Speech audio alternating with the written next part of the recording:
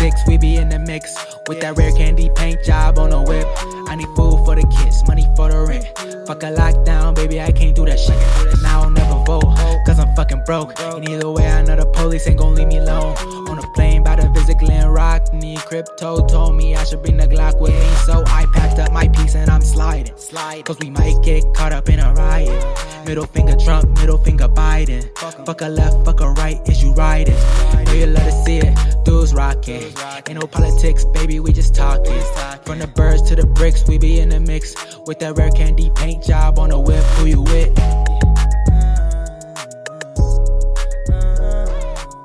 Okay, special episode today.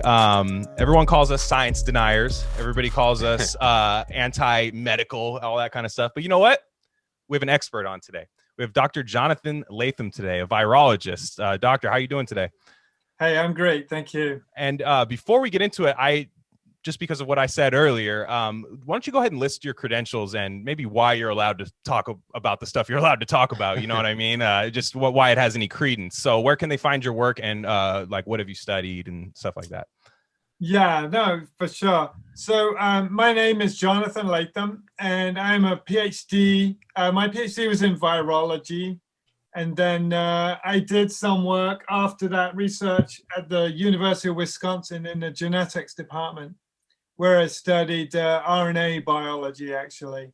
Very nice. And I have an undergraduate degree in plant science and a master's in crop genetics. And I have a strong interest in genetics too. As Bob knows, I'm writing a book about genetics and organisms. So I kind of think of myself as an all-purpose biologist. You know, I've been to conferences about just about every subject under the sun. So I go to these conferences because I'm promoting our work basically and the publications that we write. Yeah, and your main publication is Independent Science News, which you're chief editor of, and I highly recommend everyone check that out. Yeah. Sorry, I forgot to go into that part too. Yeah, we have a nonprofit called the Bioscience Resource Project, and then we ended up kind of hiving off. You know, we published a lot of kind of heavy duty science, if you like, on that, and we wanted to have more of a accessible public face, you know, and so we decided to kind of basically start up a website which we've called Independent Science News. Yeah. Excellent. You walk that line pretty well of being able to break things down for the layman but still get into it, you know, and open up good discussions. And yeah, I highly recommend everyone check out that website. And we met talking about, and a big focus of your website is on agriculture and GMOs, and also the socioeconomic factors of things like the Gates Foundation kind of taking control of various narratives, which largely was, before a lot of people knew about this, was like a GMO agriculture thing, particularly in the African continent and the Indian subcontinent. And now it's turning into more of a, well, people know about Gates from the whole vaccine push, and he's always, the face of COVID now, and it's kind of weird, and people are asking questions about that, rightfully so.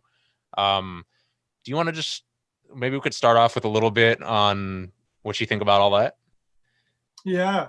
I mean, it's interesting that people treat him as an expert on COVID and vaccines and all these scientific subjects, and yet he has no credentials in those areas at all. You know, he has his whole staff who work for the Gates Foundation and who basically, are experts in all this stuff, and they could be interviewed by these networks and so forth, but they want a face. And so Bill Gates tells people things that, frankly, there's not good science in much of what he says. He often doesn't know what he's talking about, but the networks lap it up. And one of the interesting things about Gates is he has this total appetite for publicity. They really, like, the Gates Foundation in many ways is a publicity machine. Like their every initiative they do, every project that they do has a PR angle. The prizes, the grant awards. I remember being at Cornell one time, and the one of the deans there said they got a big grant from the Gates Foundation, and 10% of the money had to be spent on public relations. And like, they were just blown away by this, right? They just could not believe that you would spend 10% of your money on getting stuff in the media. And sure enough, you know, like a year or two later, articles appeared in mainstream media magazines about what they were doing, you know, which is relatively inconsequential. But nevertheless, it got written up in prestigious national outlets. So like, you can see that the Gates Foundation, you know, if you follow them closely, you can see that public relations is a huge part of what they do. And so that's really interesting, because their claimed mandate is to help poor people and to improve public health and so on and so forth. But it's clear that it's agendas that lead the way with them. Absolutely. Absolutely. And yeah, I also found it fascinating too, just your whole study of the origin of COVID, because right now everybody, and even us, we're kind of prisoners of the moment. We kind of forget that it's been a year and some change, I should say, that COVID's been, you know, in the world. And what can you tell, you know, the listeners about the origin story? Because that's so far the origin of COVID, maybe the lab, or at least the China part of it. Yeah.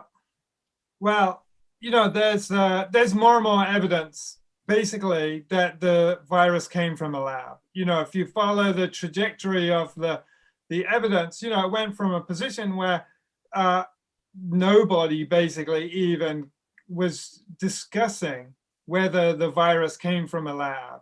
And then a few people raised questions, and we kind of followed those questions a little bit.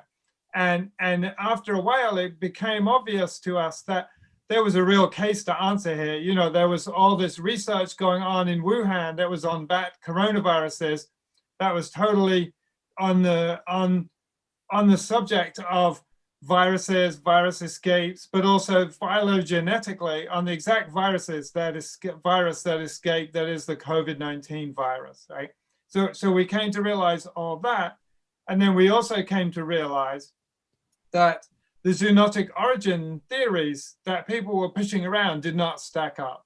You know, there's a bunch of papers that have been published that are cited by the media and by the scientific literature, thousands and thousands of citations. There's one called Anderson et al. That was published in Nature Medicine, and basically it alleges that the virus was introduced from bats into a pangolin and then into humans. But basically that story has collapsed. There is basically no evidence for it. You know, it was basically at the time a speculation, and now there's no evidence for it.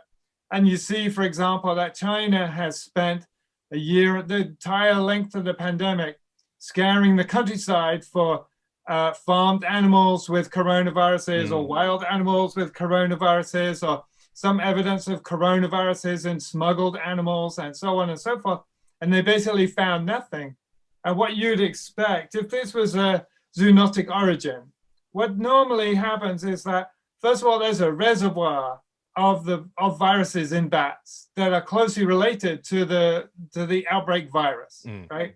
This is one thing that you'd expect. The other thing you'd expect is like a super closely related virus that's, you know, 99.9% identical to the one that broke out in Wuhan, for that to be found in some animal that comes in close contact with people. You know, in the case of MERS, there was dromedaries. Sorry, I got flies buzzing around. That's all right.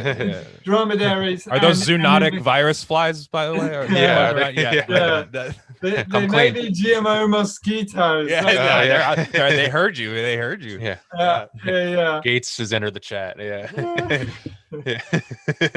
It gets into every conversation if you're not careful. We're not safe. We're not safe. I'm sorry. Please continue. No worries. And so in the case of the first SARS outbreak, SARS-1, with researchers found civets with like viruses that are basically absolutely identical to what infected people. And none of that has happened in this case, right? So when you see the research at the Wuhan Institute of Virology and you see the failure of people to build a case for a zoonotic origin, you got to basically conclude that the default assumption is that it came from a lab. And we've been doing more and more research on trying to figure out some of the details and the specifics about that. and we have our own theory, which is basically that the virus originated in 2012. And what happened in 2012 is that some miners got sick, and those miners were shoveling bat feces, bat guano, and they were taken to hospital in Kunming. So this all happened in Yunnan, a place called Mojang, Mojiang. Got it. And these miners were taken to Kunming Hospital. They were treated for a very long time. 3 of them died and 3 of them survived. But what's really interesting about these miners is they had symptoms that basically looked like COVID-19. And the symptoms were associated with the fact that the tests that were done at the hospital appeared to show that they had a coronavirus. Right? So the conclusions of the doctors was that almost certainly these miners had a novel coronavirus. And the theory that we basically came up with is that these miners were infected in 2012. They were in hospital for a long time. And what happened was that they basically acquired a coronavirus, a novel coronavirus, while they were shoveling the bat feces. And they became infected with this coronavirus, and they were basically looked after in the hospital. Some of them were in the hospital for 6 months. And they basically evolved a novel virus, right, inside them, a human adapted virus. And we know that samples from those miners were taken by the Wuhan Institute of Virology. And they were taken to Wuhan, therefore, and that essentially what that means is that samples of human adapted virus, novel coronavirus, were taken to Wuhan. And these samples would have been incredibly valuable to researchers at the Wuhan Institute of Virology, because it's basically an epidemic in the process of breaking out, right? This is like scientifically super, super interesting. And considering that China was the country that had the SARS-1 outbreak, is also a super politically significant event, right? This is an opportunity for these researchers to basically prove their worth, show A, that they prevented it, and B, that they can study these things and understand them better. So this is our theory of what happened, is that basically they took those samples, and one of those samples got loose when they were doing some research on it. Maybe they were sequencing the virus, maybe they were culturing the virus, maybe they were trying to do some kind of gain of function research on that virus. We don't know for sure. So the theory that we've put forward on our website, and that's been pretty widely discussed, is basically that. Is there a precedent for unintended lab releases to occur in virology labs? High level virology labs. Is this a crazy thing to propose, or has this happened before? Is this something that has been discussed in scientific literature?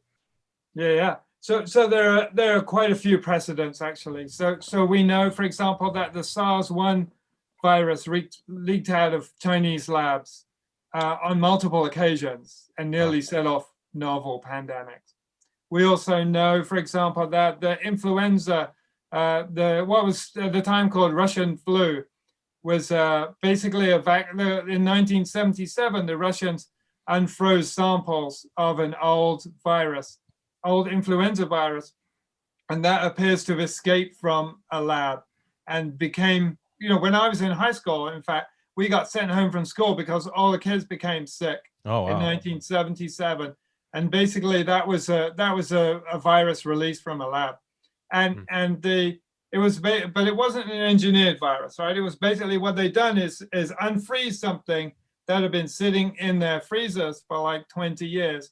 And what was really interesting about that, what was basically a global influenza outbreak, was that only people under a certain age became sick, because all the people who were older had already had experience of the virus, but the virus had died out in human populations.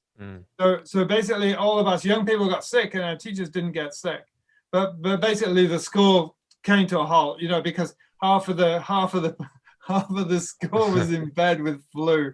And so they closed down the school, basically. Wow. And so this happened, basically all over the world. Similar scenarios happen. So there is a long history, and I could cite many other examples too. Not necessarily of viruses that went pandemic, but near misses, accidents. Yeah. You know, from the highest security labs too, right? Like these high security labs, you know, they work on the most dangerous viruses, and they also have the worst accidents.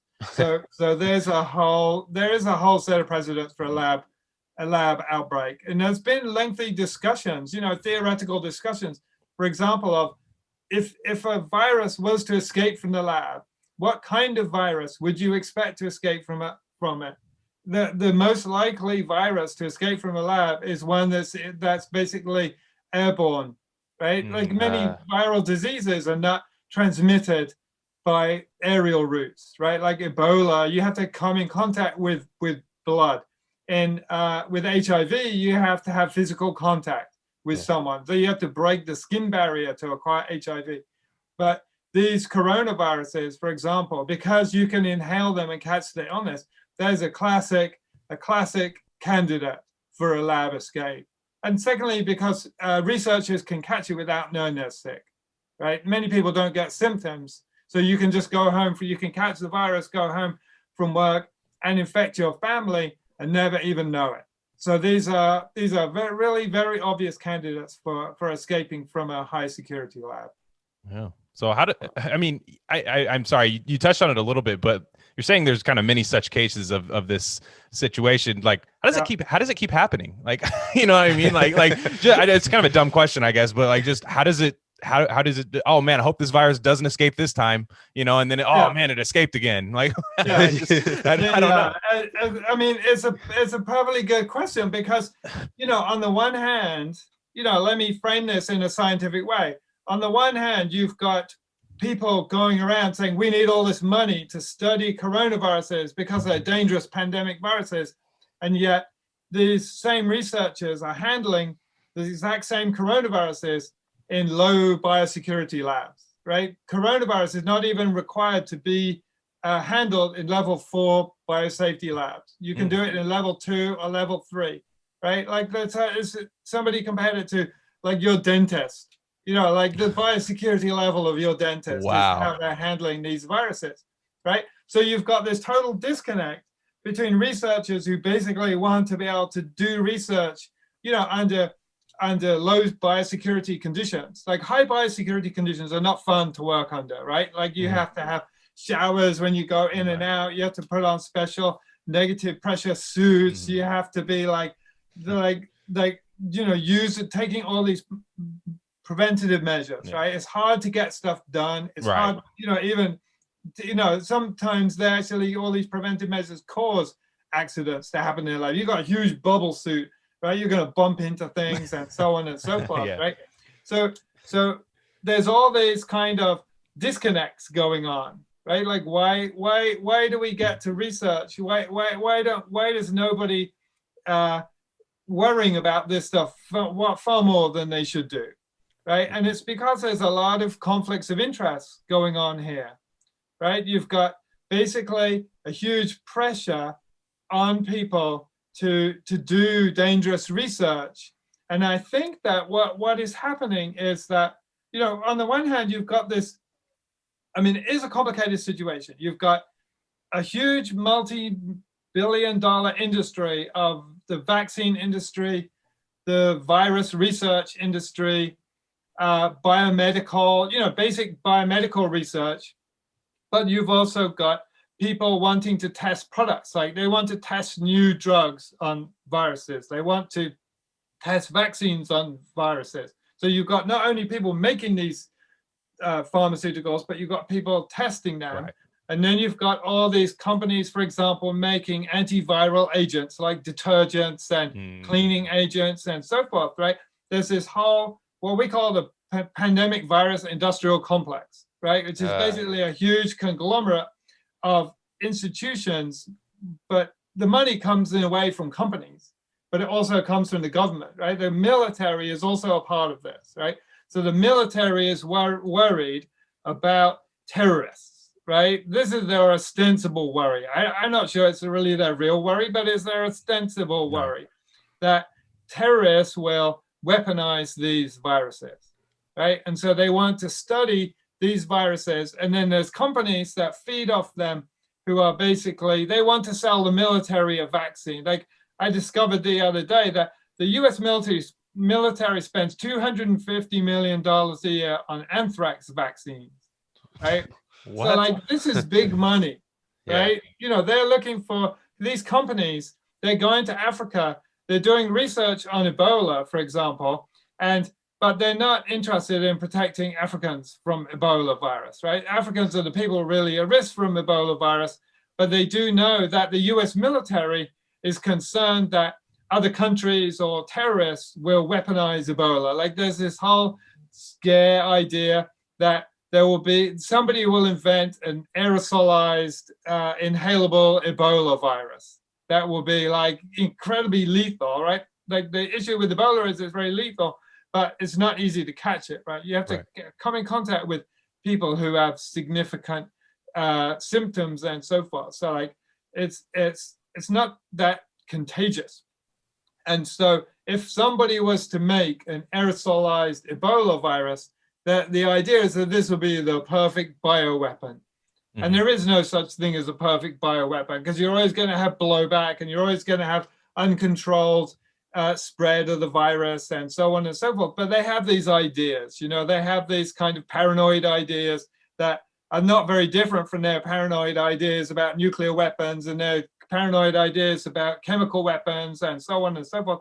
But there's people whose interests are served by ginning up these concepts. And so you've got this, these are all the military as part of the pandemic virus industrial complex, because they're supplying the money in many cases to do the research, right? If you look at the companies that are involved in this research, quite often they're startup biotech companies who are getting money from the military, right? So you've got this whole set of people. The military is a huge, basically they have an endless budget. The budget, the beyond all budgets, you know, far bigger than the National Institutes of Health. But so they can fund all this research, they can fund all these startup companies. And then you've got, on the other hand, you've got this kind of hyper commercial entities like the Gates Foundation. And the Gates Foundation is basically the fixer for all these groups, right? So like the Gates Foundation is, they have their own interests, which are vaccines, which are treatments for viruses. They have ostensible worries about outbreaks and so forth. And what they're basically doing is they're investing. On the one hand, they're investing in companies, that startup companies and vaccines and new products and so forth that are patentable. Like they're basically, there's an article in the New Republic the other day about Gates Foundation undermining patent-free vaccines and medical treatments for the pandemic.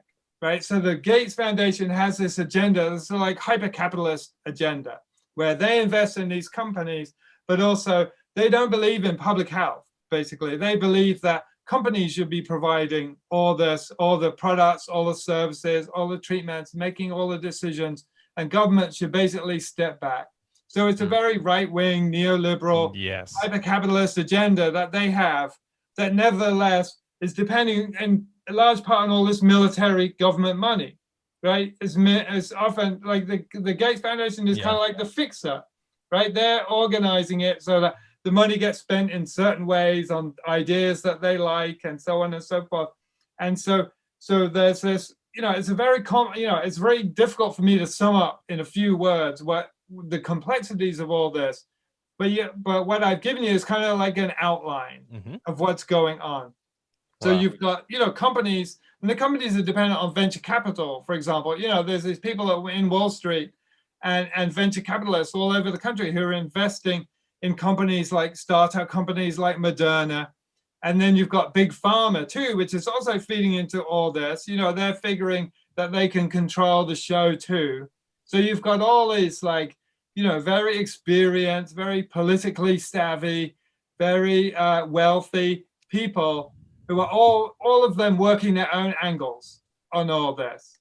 But basically the situation ends up being something a little bit like the military industrial complex. You know, you've got basically government money, but also commercial money and patents and all these agendas. And the main difference between the pandemic virus industrial complex and the military industrial complex is the pandemic virus industrial complex has to look good, right? It has to like basically have a PR angle to it as well, right? So like the military industrial complex, nobody expects them to be honest, really. You know, we all kind of expect them to be a bit corrupt, to be bribing foreign companies. Nobody expects any good to come out of it. Nobody expects them to solve public health problems and so on and so forth. They're just making their money and spilling nuclear, messes everywhere and chemical messes. And they have their whole thing going, right, which we understand moderately well. But the pandemic virus industrial complex is less well understood because it has this whole PR angle, right? So you have a PR angle in which the front people for the PVIC is basically foundations, like the Gates Foundation, like I said, is spending all this money on public relations, controlling the media and so forth. But then you've got the other front group that's involved in this are the scientists themselves, right? Because scientists have a really high level of public trust, right? So if the scientists say that it's necessary to go out and collect bats, that it's necessary to do research like is going on at the Wuhan Institute of Virology, that it's necessary, that it's normal for people to have bad reactions to vaccines, that it's normal to work with companies, that it's normal to do testing in private, where nobody gets to see the result except the company, and so on and so forth. When scientists say this, people tend to believe them. The media tends to believe them. So they have this level of credibility that enables them basically to be the front people for what's going on. When really behind the scenes is military interest, it's financial interest, and it's all these kind of deeper ideological interests. The Gates Foundation, the deep ideological interest of the Gates Foundation is basically to undermine public health, like trusting government and so forth, right? They want all these decisions to be made by companies and by people who are they consider to be experts, who are not the health and human services and so forth, right? So in Britain, we have a National Health Service, right? The Gates Foundation is dead set against solutions like that, single payer, for example. Right? They're trying to undermine the whole idea of single payer all the time. Yeah. Interesting. That's fascinating. And this whole shield of scientists and the Gates Foundation being a veneer of trust for the public, I hate to say it, but it really works. Where I have conversations all the time where, it's kind of this, any normal person, any half-thinking person admits that there's conflicts of interest with capitalism and scientific research and products that come out of that. And like you talked about Moderna, right? Where, where they're, they've been around for 10 years and have never released a product. They're getting billion-dollar grants from the government. It's just fascinating how that works. But then, everyone will admit that those things happen. They're like, oh yeah, that's, that's a given. But the scientists are okay. They're like, the scientists are these innocent, people just doing their research. And that's not really the case, huh? They're at the least, they're just active soldiers, foot soldiers in this kind of thing. And at worst, they're they obfuscate this whole machine that's running in the background, right? But yeah, most normal people, I think like us three see beyond that, but most people don't kind of see that, or they don't care. They don't even know who to be mad at. That's the thing. I mean, they know who, right? Because then the media said, let's get mad at the president, right? For in America, it's Trump. We would have just knocked this out of the park if it wasn't for Trump. But they don't exactly like what Jonathan just said. Like, it's you got to be, the military's involved, private money, all this kind of stuff. There's so many angles where, like, I remember listening to another podcast where they were talking about China versus the US, and they say, look, I'm not pro China, not pro anything, but I know who to be mad at when something's going wrong in China. But in America, everything's obfuscated, like you said. It's nuts. Interesting. Yeah. I mean, you have to have a public relations game going. When you have you live in a free country, right? Like in China, nobody thinks it's a free country, and like you say, so therefore precisely who is responsible. The buck stops with the president, right? The leader of the country. Whereas in the US and in you know, kind of countries that ostensibly have a free press and ostensibly have a democracy, that where the buck stops is way less clear, right? And so you have all these people. You know, I was reading about I think I've kind of forgotten which civilization it was, but I think it was the Persians.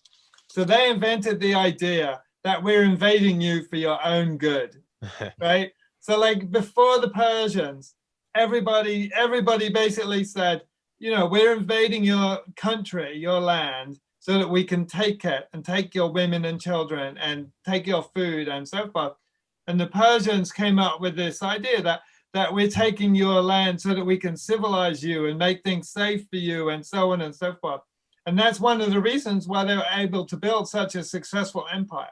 It's because they had these kind of public relations, this kind of primitive, you know, what we would consider primitive public relations, but it's become one of the sort of basic tenets of like how you control people, is that you tell people that you're doing this stuff to them, which ostensibly they might not like. You know, you're taking their money, you're giving them vaccines, you're undermining public health, you're collecting bats from the wild, but we're always doing it for your own good, right? So we have this story that is being spun by all these different people, and it's quite hard to see through it because, you know, the level of scientific literacy, unfortunately, in the country is quite low.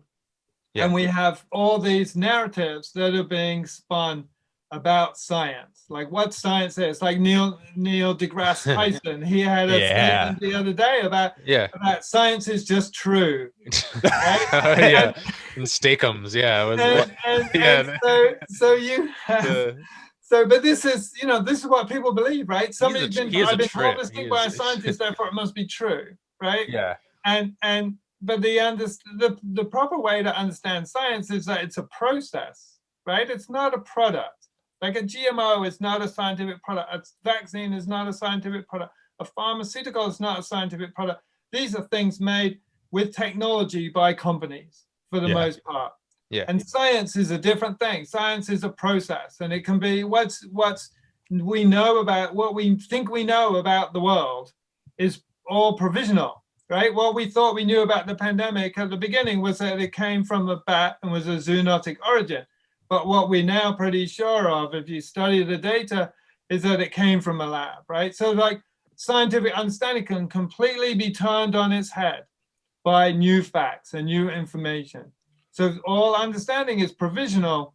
And if people only understood that one thing, then they will be a lot less taken in by all these scientific scams and more prepared to understand that dietary advice can change from one year to another. Our understanding of EMFs or our understanding of smoking or our understanding of anything can alter rapidly. And so, but we tell ourselves all these stories about science. Like the classic one that I always share with people is Einstein, right? What Einstein did was basically show that Newton's theory of gravity was completely wrong, right? Whereas in high school, people are taught that Einstein just tweaked Newton's theory of gravity. But that's not true, right? He showed that it was completely wrong. He challenged it, he trashed it. And because you know, Newton's theory of gravity was that mass is the source of gravity, and that there's some kind of connection between the sun and the earth, for example. And what Einstein showed is that gravity is a product of the space-time continuum, right? It's basically the mass of the sun is warping the space-time continuum, and so there's a completely different theory, right? It gives on many measurements under many circumstances, it gives more or less identical results, but the theoretical understanding is completely different, and you only can detect that under certain conditions, and that's how we know that Einstein's is correct and Newton's is wrong. And it loops back to PR, right? Like public relations, almost, to why we don't challenge stuff, right? But why we see science as just one kind of like solid moving vehicle, right? Where if you want to just jump in the car and do science with us, that's fine. But if you don't want, if you don't want to, don't try to change the direction of the car, don't try to change the model of the car, or anything like that. They're like, no, this is the science car and this is what we're doing. And I just circling back to what you said earlier is that kind of your theory about the origin, and this goes on with what we were just talking about, your theory about the origin. I can't imagine that that's too popular in the science world. You know what I mean? Just maybe your theory. So can you talk about maybe some of the pushback you get on that? Mm-hmm. Yeah. So basically, the scientific strategy of people online has been to ignore it, right? So we've got a few emails from people saying, wow, your theory is really interesting. Or at one point, George Church tweeted it. And so we, some scientists know about our theory, but for the most part, the scientific community, the virology community, has done its best to ignore all these origin possibilities, right? The whole origin discussion, they've attempted to basically confine that to the land of conspiracy theories, right? And they've done that in a very deliberate way. Like you can see that the letter, for example, at the beginning of the pandemic, there was a letter to the Lancet, and there was another scientific paper in a journal called Nature Medicine. So these two scientific papers were incredibly influential. But what they basically did is they both used the word conspiracy, and they said that the lab origin was basically a conspiracy. And so that what that meant was that it became very difficult for scientists to objectively discuss it, right? Because in a way, if you read something in the Lancet, for example, then there's basically, it amounts to a threat, right?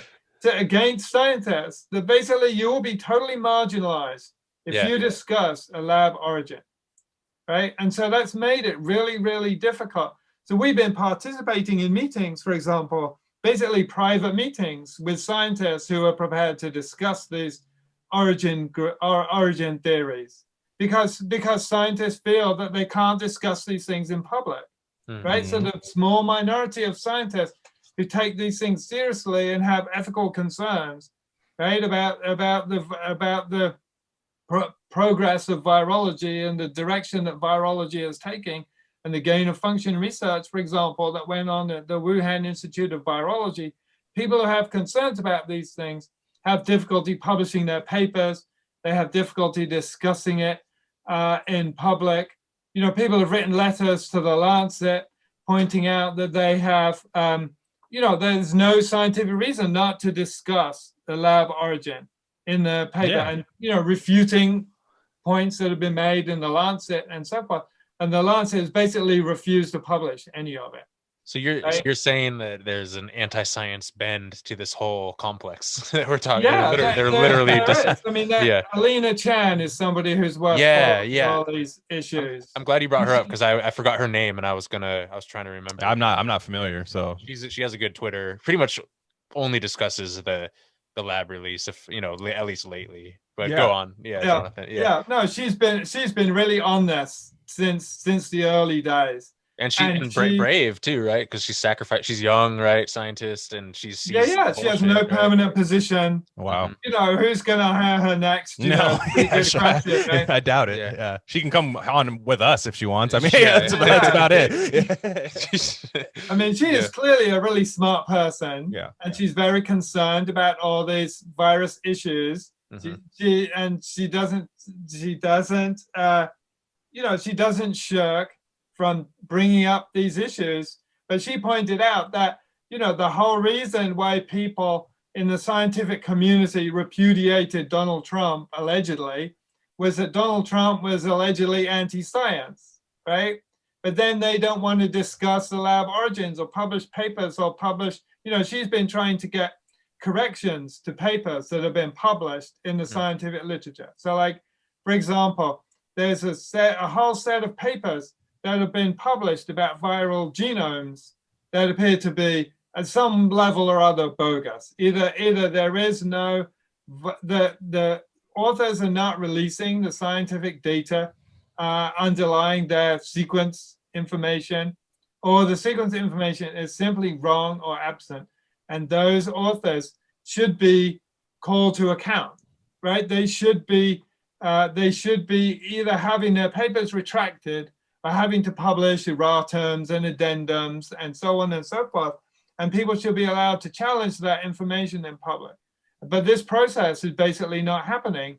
And she made the comment on Twitter that, you oppose Donald Trump, and yet you yourselves are anti-science, not wanting to discuss scientific theories, right? So like there's basically a game being played, right? And this is it's a traditional game in science, right? That if you think you're right and somebody else is wrong, even if they're a professor of, a Nobel Prize winner, you can call them unscientific, right? Or you can even call them anti-science sometimes, right? And it's called boundary work, right? That's what the social scientists call it. Basically, you're beyond the pale of science. You're not using scientific methods. You're not using scientific techniques or relying on scientific data. And therefore, I'm right and you're wrong, right? And this is what's going on in these cases too, right? It's basically boundary work. I'm being a scientist and you're not being a scientist. And so this has been noted for a long time. And it's kind of an interesting thing that the scientific community doesn't study much the social science that's been done on science itself, or the philosophy of science. Yeah. Because they would have to reach pretty different conclusions. I mean, we've already discussed that scientists have this kind of idea of that they share in and try to convey to the public, and like Neil deGrasse Tyson did, right, of scientific certainty, right? And so you ask yourself, why do they do this, right? It's just a simple mistake. They could just put it right. But the problem is that if scientists said that all their answers were uncertain and provisional and so on and so forth, like we wouldn't pay them big bucks to give us answers about stuff, right? Yeah.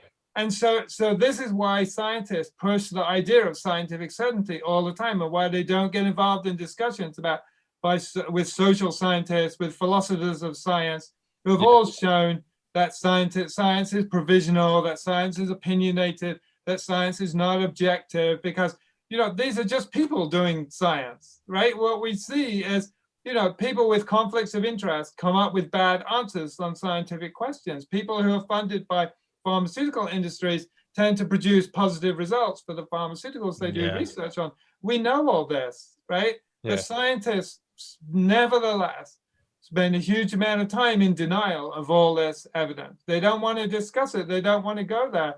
But members of the public have to go there, right? We have to be more savvy than that. We have to see through this kind of veil that science the veil of objectivity, if you like, that scientists like to present about themselves.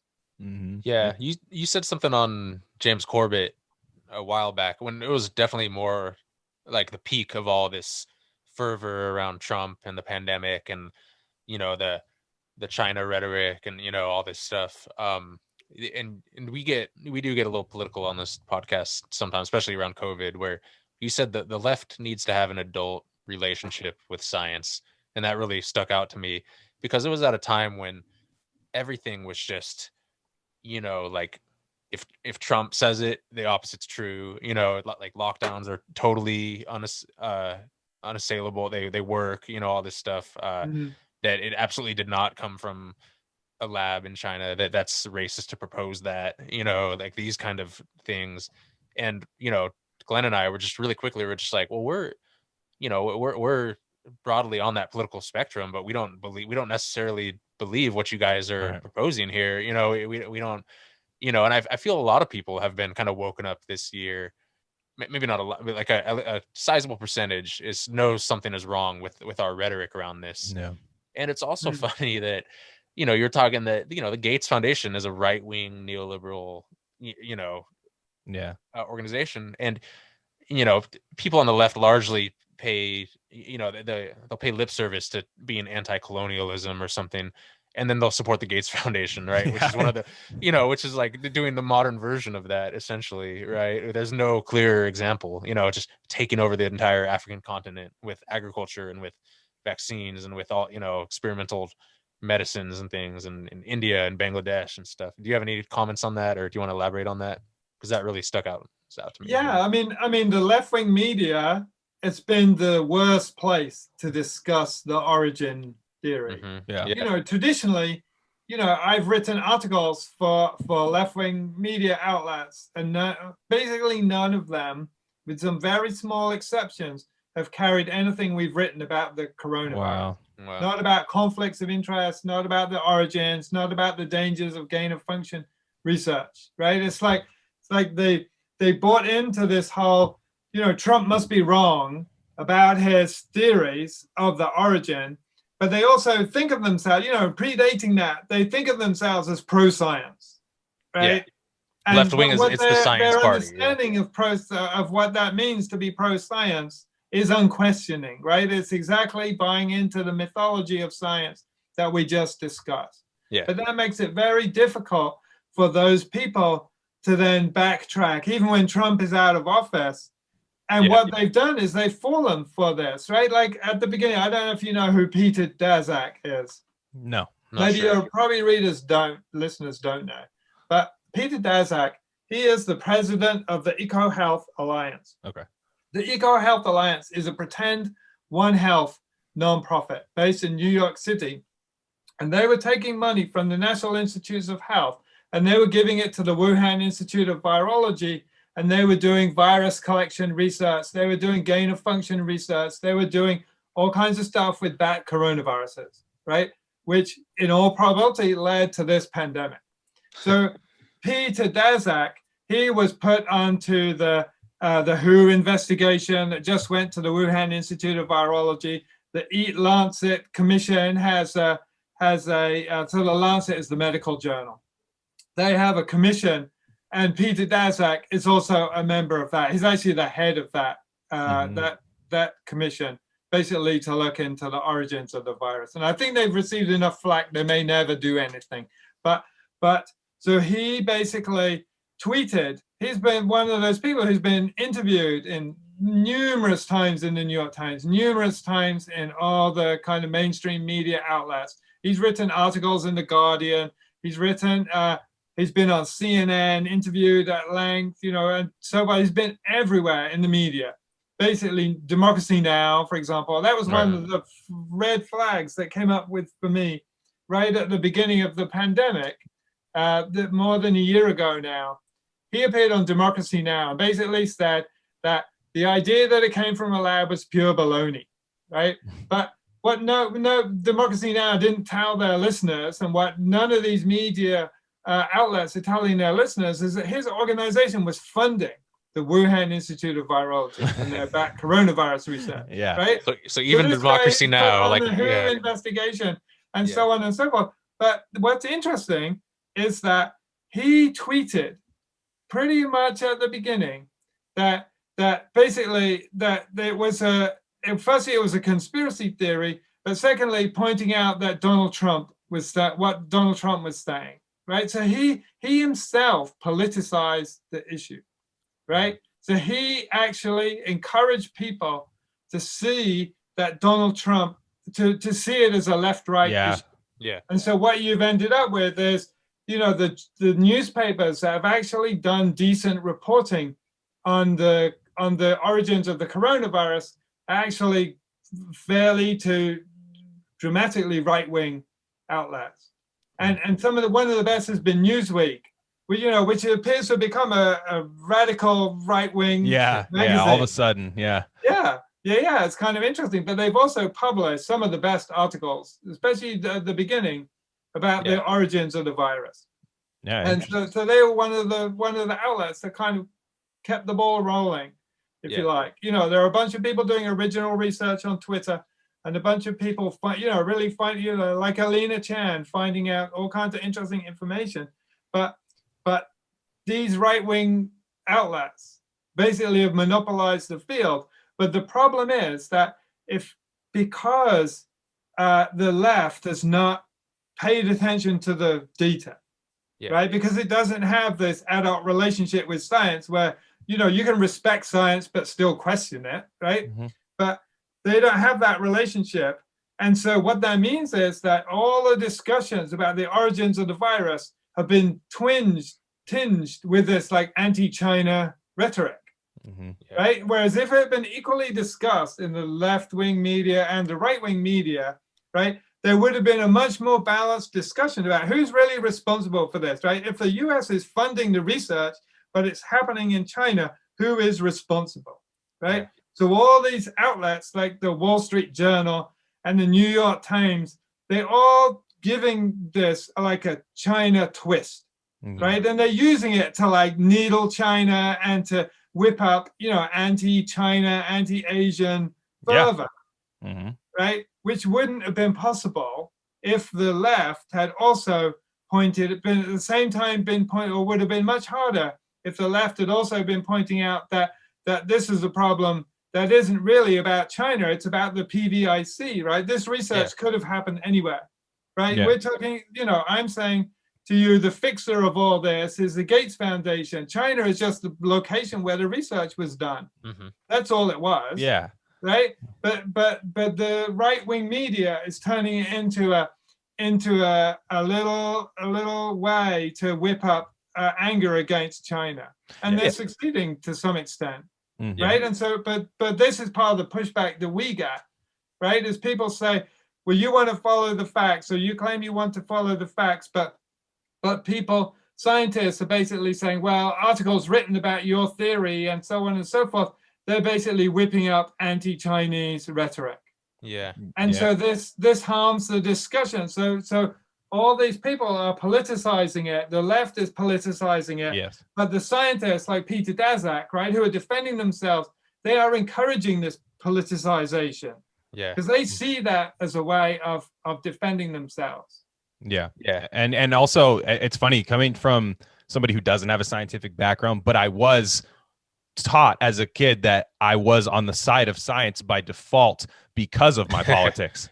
Right. Like I was like, because I didn't grow up super religious. Right. Because that's really where this comes from. It's either science or religion. I feel like to a lot of just just regular civilians, right? People so when somebody's on Democracy Now, like you said, Democracy Now, who might be one of the only people who push back against CNN on a lot of topics like Israel and Palestine or things like that, and they might have somebody like Noam Chomsky on to give some anti-imperialist rhetoric and stuff, but when they're going along with what CNN's saying, hook, line, and sinker, the left is like, well, I have to believe that, or else I'm the religious freak that doesn't even know what the earth is. I mean, if the earth's flat, or it gets obfuscated all into that little thing. So I can see why that's really harmful. And it's also just baby brain to think that, and I'm not denying that there is anti-China rhetoric that does lead to racist results, and that's bad, and we need to stop that. But I can imagine that the average citizen of China, it's interesting, maybe they don't have the opportunity to speak out like Americans do on these topics, and we're kind of failing them by not addressing these subjects. They're probably concerned about this stuff, right? Because it's not like the Wuhan Institute of Virology is China or the Chinese people. You know what I mean? It's not. It's this dumb equation. I don't know. I mean, you have many people, and you see this very clearly in the New York Times, conflating the CCP and the government of China and the people of China and the geographical country of China, right? Like these are all very different things if you want to delve into them, right? But the way that the rhetoric works in the New York Times is sometimes they'll call it China, sometimes they'll call it the Communist Party, sometimes they'll call it Beijing, right? They'll use all these different words, and what they're trying to do is muddle up in your mind what it is we're really talking about here. The people who are basically responsible within China for whatever lab leak happened, or whatever the disaster was, and also the disaster of the follow-up and the failure to understand what happened soon after, and the failure to tell other countries about what was going on. Those are the Chinese elites, right? Just the same as the people who are responsible for funding them in this country are the elites. It's the Gates Foundation, it's the pharma, it is the NIH, it's people in Washington, right? But they want to confuse, China wants you to confuse the top and the bottom, right? And our government and our media wants us to confuse the top and the bottom of China. And the better job what we can do of separating all these things out, the better our understanding will be. Yeah, really, really interesting. We've kept you for a long time, but I just real fast, last thing, we'd love to have you on again to talk about what I'm about to get into next time, but I would feel hard pressed to not bring this up now since it is a newer piece.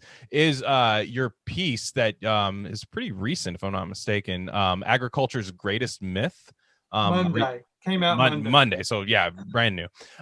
So it's on independentsciencenews.org. I will link it in the notes of the show. But if you want to just go into that just a little bit, and then, like I said, another time, I would love to make that the subject of a conversation. But just what is agriculture's greatest myth? It is also a big topic, right? Mm-hmm. So the biggest myth of agriculture is that we can't feed ourselves, or we will fail to feed ourselves in the future, right? And this is the myth that agribusiness feeds off, right? They always want to say that, small farms, family farms, organic farms, sustainable agriculture, permaculture, agroecology, none of these things can feed the world, right?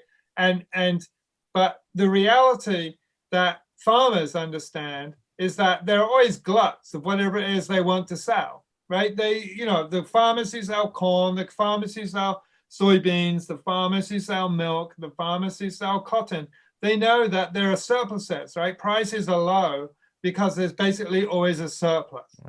And all the anecdotal evidence, if you travel around the world, if you talk to anybody who works in any part of agriculture, they'll always tell you that there's too much food, too much produce, too much whatever it is. It's hard to shift product, right? And so prices are low. And they've been falling, right? For all these commodities, the